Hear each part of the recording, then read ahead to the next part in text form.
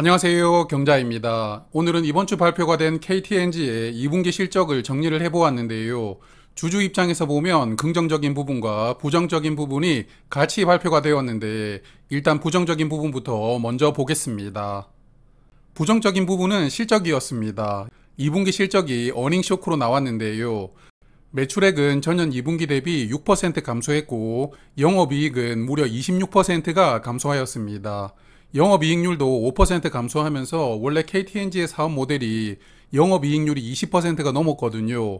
그 이익률도 10%대로 내려오는 아주 저조한 실적을 2분기에 발표를 하였습니다. 자, 그래서 올해 상반기도 저조한 실적으로 마감을 했는데요. 매출액은 전년 상반기 대비 3%가 감소했고 영업이익은 15%가 감소하였습니다. 그래서 어떤 사업이 문제였는지 사업 부문별로 조금 더 자세하게 살펴보겠습니다. KTNG IR 자료를 보니까 일단 주력 사업인 담배 사업 부문에서 실적이 부진하였습니다. 특히 잎담배를 수매하는 원가가 크게 올라갔다고 설명을 하던데요.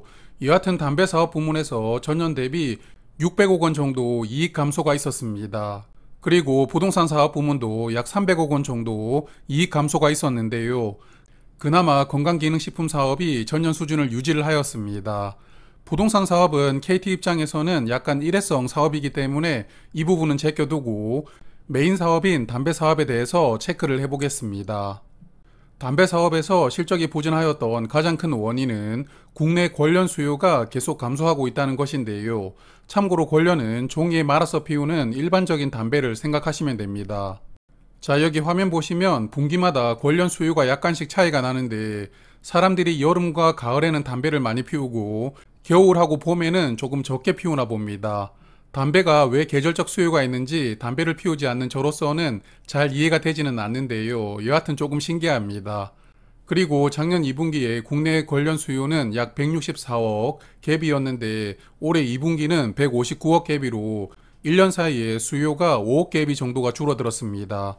이렇게 수요가 줄어드니까 KTNG 판매량도 따라 줄어들었는데요. 전년 대비 판매량이 약 3억 갭이 정도 줄어들었습니다. 그래서 국내 관련의 수요는 계속 줄어드는 추세이고 KTNG의 판매량도 따라서 축소가 되고 있지만 그래도 마켓 셰어는 조금씩 상승하고 있습니다. 올해 상반기는 작년 대비 0.1% 점유율이 상승하였는데요. 그래서 보면 담배 수요가 줄어들고 있는데 특히 양담배 수요가 더 빠르게 줄어들고 있다고 볼 수가 있겠습니다. 하지만 KTNG는 국내에서 감소하는 판매량을 해외 수출로 대응을 하고 있습니다. 올해 2분기에만 약 132억 개비를 수출을 하면서 전년 2분기보다 3억 개비 정도 더 많이 수출하였습니다. 자, 그러면 국내에서 관련 담배 수요가 점점 축소가 되고 있는데 이게 담배를 끊는 사람이 늘어나는 것도 하나의 이유가 될 수 있겠지만요. 점점 전자담배로 넘어가는 분들이 많아지고 있다는 게 가장 큰 이유입니다. 화면 보시면 전자담배로 피우는 스틱 판매량이 매년 크게 늘어나고 있는데요. 올해 2분기에는 약 36억 개비가 팔렸습니다. 그래서 1년 사이에 11억 개비를 더 팔게 된 것이고요. 그리고 여기 그래프의 하늘색 부분이 수출인데 하늘색이 올해 크게 늘어났잖아요. 그래서 수출 물량도 크게 늘어났다고 볼 수가 있습니다. 그래서 지금은 국내뿐만 아니라 전 세계적으로 관련해서 전자담배로 넘어가는 수요가 빠르게 늘어나는 것 같고요. KTNG도 그런 흐름을 놓치지 않고 어느 정도는 잘 대응하고 있다고 생각이 됩니다. 그리고 회사가 중점적으로 육성하려는 건강기능식품 사업은 2분기 실적이 전년과 비슷하면서 그나마 선방하였는데요. 여기 그래프 빨강색이 중국인데 중국 쪽에서 온라인 채널 중심으로 성과가 크게 나왔고요. 그래서 해외 수출을 토탈로 보면 올해 상반기는 전년 대비 200억 원 정도는 수출 금액이 늘어났습니다. 하지만 국내 건기식 시장은 소비 침체 영향을 받고 있는데요. 홈쇼핑 채널과 로드샵은 전년 대비 판매량이 감소하였고요. 그나마 면세점 매출이 회복되면서 실적 부진을 일부 만회를 하였습니다. 그래서 건기식 사업은 국내 매출 부진을 해외에서 만회를 하면서 전년 동기와 비슷한 이익이 나왔던 것으로 보입니다. 자, 그래서 이렇게 상반기 실적은 컨센서스보다 부진하게 나오면서 증권사들이 올해 예상 실적을 하향 조정하는 추세입니다. 대표적으로 삼성증권 리포트를 참고해보면 올해 매출액은 약 5조 6천억 원 정도로 전년 대비 3% 감소할 것이라고 전망하고 있고요. 영업이익하고 순이익도 전년 대비 16% 감소할 것이라고 컨센을 일부 조정하였습니다. 자, 그래서 지금까지 부정적인 실적 이야기를 드렸는데요. 부정적인 부분은 여기까지만 보고 이제 긍정적인 부분을 말씀드리겠습니다. 일단 올해부터 중간 배당을 한다고 했는데 이번 반기 배당금으로는 1,200원을 공시하였습니다. KTNG는 올해 주주환원 계획으로 3,000억 원 자사주를 매입하고 배당금으로는 5,900억 원을 사용하겠다고 올해 초에 발표를 하였습니다. 22년도 배당금 총액은 5,814억 원이었고 주당 배당금은 5,000원이었는데요. 앞서 보셨겠지만 올해 실적이 전년보다는 부진할 것이라고 예상됩니다. 그래도 올해 배당금 총액을 5,900억 원 사용하겠다고 이야기를 한 상태니까 전년 배당금보다 약 80억 원을 더 사용하는 것인데요.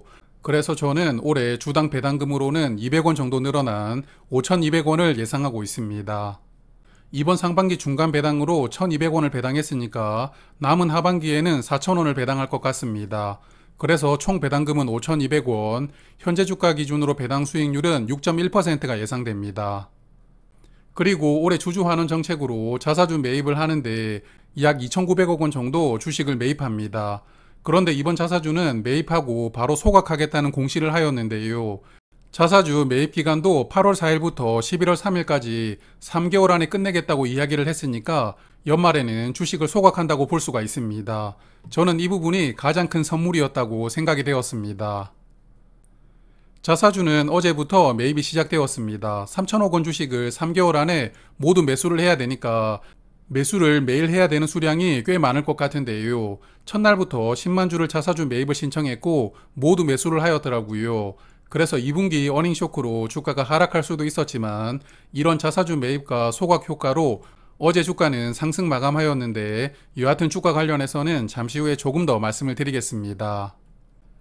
KTNG는 지난 21년에 중장기 주주환원 정책을 발표를 했고 올해까지는 계획대로 실행이 되고 있습니다. 그래서 올해가 기존에 발표했던 정책의 마지막 해인데요. 올해 말에는 또 내년부터 적용될 새로운 주주환원 정책을 공식적으로 발표할 예정입니다. 여기서 어떤 카드를 주주들에게 제시할지가 중요할 것 같습니다. 일단 기본적으로는 배당과 자사주 매입 그리고 소각이 환원 정책에 담길 것 같습니다. 그리고 이번 IR에서 분기 배당을 적극적으로 검토를 해보겠다는 이야기가 있었는데요.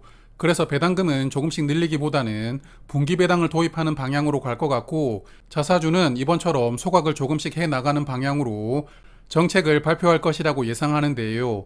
여하튼 빠르면 3분기 실적을 발표하면서 11월에 정책이 발표될 수도 있으니까요. 다음 실적을 리뷰할 때 추가적으로 말씀을 드리겠습니다. KTNG는 작년 하반기에 주가 상승폭이 상당히 좋았었습니다. 주가가 10만원까지 상승했다가 올해 상반기 동안에는 계속 하락했는데요. 상반기 배당막 이후에 주가는 8만 1,000원까지 하락을 했다가 이후에는 한 달 정도 반등하는 흐름이 나오고 있습니다. 앞으로 3개월 동안 자사주를 공격적으로 매수하기 때문에 주가는 어느 정도는 방어가 된다고 생각을 하고요. 하반기 실적만 괜찮게 나오면 다시 한번 작년 고점까지 주가를 회복시킬 수도 있지 않을까 기대를 해봅니다. 자, 그러면 KTNG 관련해서는 여기까지 말씀을 드리고요. 다음 주에 고배당주 SK텔레콤이 실적 발표를 합니다. 그래서 다음 주에는 SK텔레콤의 실적 리뷰로 다시 찾아뵙겠습니다. 고맙습니다.